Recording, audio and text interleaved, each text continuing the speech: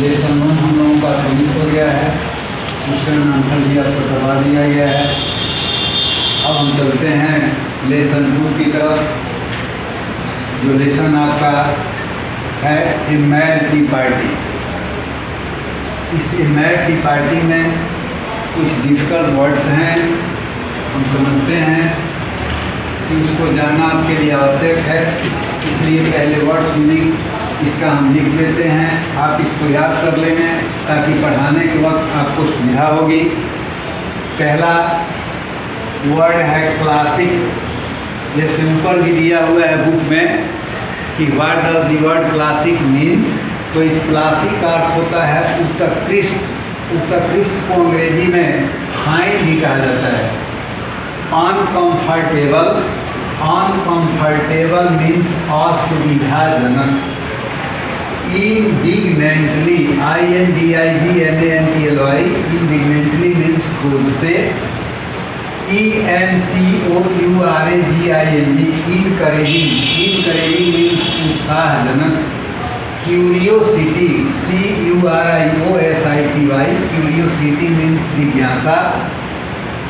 Severity, SEVERITY, severity means तीव्रता। Rude, RUDE, rude means अशिष्ट। रैवन, RAVEN, रैवन means काला कौवा। राइडिल्स, RIDDLES, राइडिल मीन्स पहेली। अनईजिली, अनईजिली,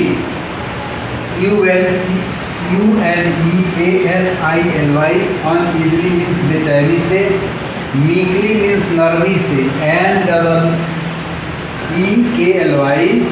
ग्रम्बुल्ड, GRUMBLED, ग्रम्बुल्ड means बड़बड़ाना। Dipped, DIPPED, dipped means डूबा। Of course, OFCOURS, of course means शायद। Seemed, SEEMED, seemed means लग रहा था। शॉर्ट ऑफ मैंने की तरह, SORTOF। Impatiently, IMPATIENTLY, impatiently means बेसब्री से। राइडिल, RIDDLE, राइडिल मीन्स पहेली। टॉसिंग मैंने पटकना, TOSSING। कंटेम्प्टसली मीन्स नफरत करना, CONTEMPTUOUSLY।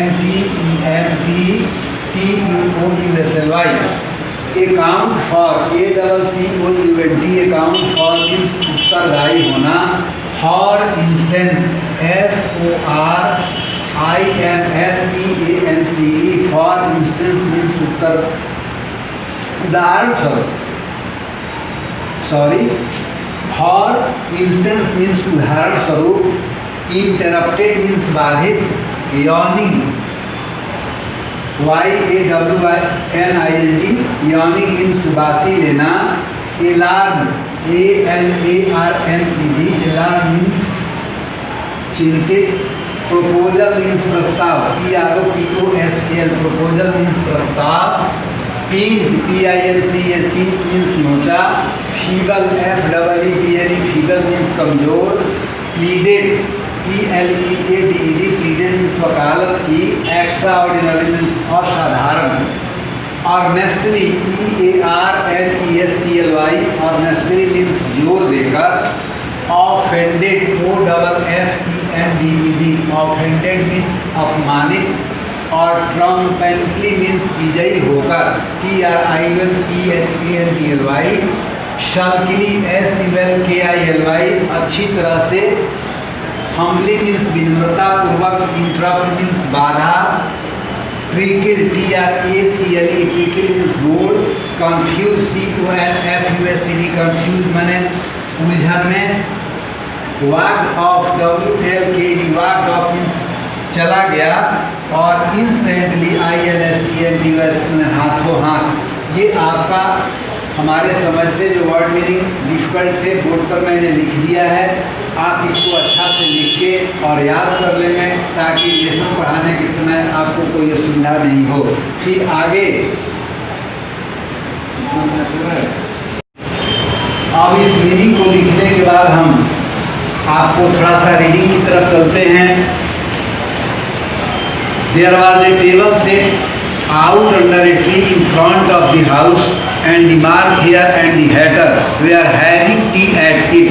A dormouse was sitting between them, hushed as leaf, and the other two were using it as a cushion. Resting their elbows on it and talking over it said, "Very uncomfortable for the dormouse," thought Alice, "only as it is as leaf. I suppose he doesn't mind." The table was a large one, but the three were all crowded together at one corner of it. "No room, no room," they cried out when they saw Alice coming. "There is plenty of room," and said Alice indignantly, and she sat down in a large armchair at one end of the table. "Have some wine," the Mark Hare said in an encouraging tone. Alice looked all round the table, but there was nothing on it but tea. "I don't see any wine," she remarked. "There is not any," said the Mark Hare.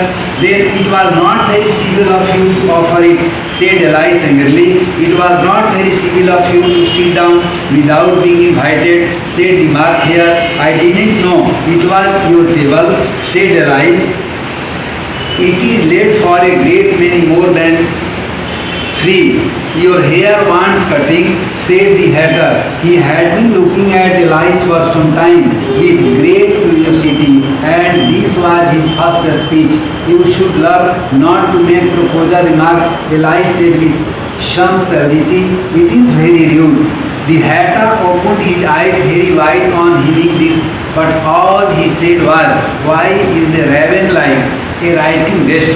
Come, we shall have some fun now," thought Alice. "I am glad they have begun asking riddles. I believe I can guess that," she added aloud.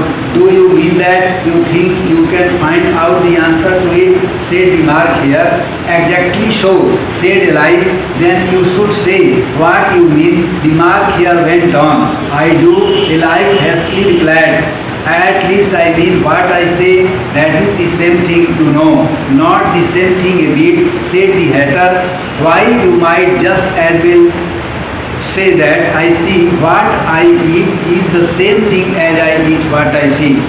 "You might just as well say," added the Mark Hare, "that I like what I get is the same thing as I get what I like." "You might just well say," added the dormouse, which seemed to be talking in his sleep, "that I breathe when I sleep is the same thing as I sleep when I breathe." "It is the same thing with you," said the Hatter, and here the conversation dropped and the party sat silent for a minute while Alice thought over all she could remember about raven and writing desk, which was not much. The Hatter was the first to break the silence. "What day of the month it is?" he said, turning to Alice. He had taken his watch out of his pocket and was looking at it uneasily, shaking it every now and then and holding it to his ear. ऐसे ही फिर आगे इस lesson का जो reading है कल थोड़ा सा देने के बाद इसका मीनिंग हम आपको बताएंगे। इसके साथ आज का क्लास इंग्लिश का भी समाप्त हुआ। Thank you very much.